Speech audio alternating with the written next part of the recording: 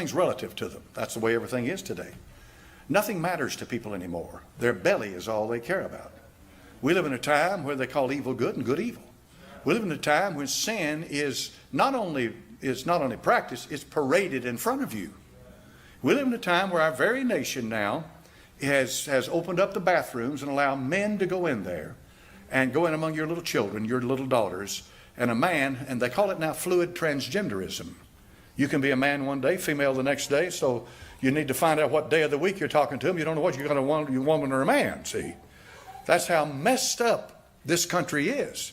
Thank God that the state of Virginia is following the state of North Carolina, and the state of Virginia now has passed a bill or getting ready to pass a bill that says, hold on, we don't want men in the bathrooms with our little girls.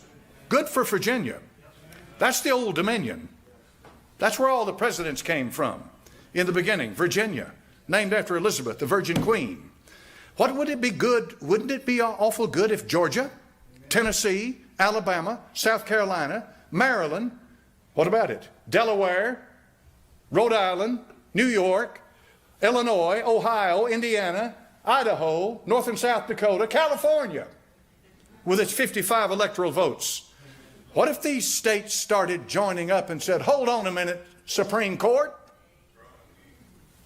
we still believe in state sovereignty, no more men in our women's bathrooms. Wouldn't that be a wonderful thing? Wouldn't it be a wonderful thing if the state says you may be completely insane up there inside the Beltway, but we are not going to let you dictate our morals and what we believe in our states. Did you know that when the Civil War started in April the 12th, 1861? Do you know how big the Federal Army was? Anybody have any idea? It was less than that. Yeah, it was real little. The Civil War was fought by civilians. 1,500, they say.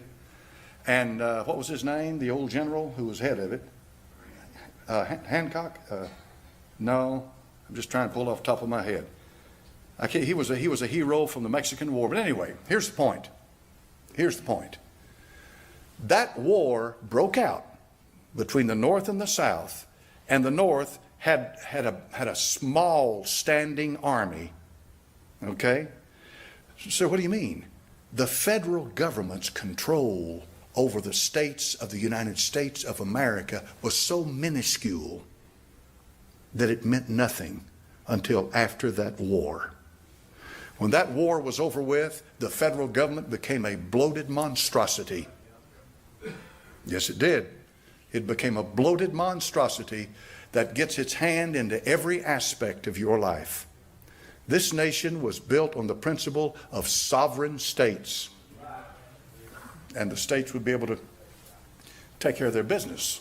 And they would be doing on political figures elected on the local level.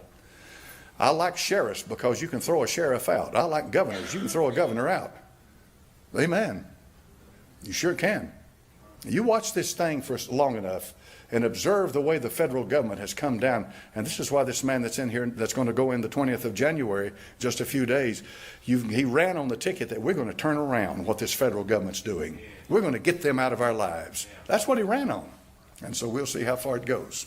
All right? Yes, sir.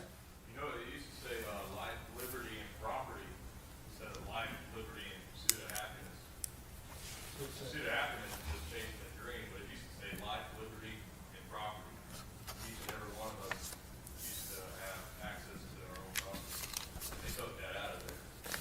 You know how far they've gone to take it out? Forfeiture, asset forfeitures now. The police can take your property away from you, and it'll cost you a fortune to get it back.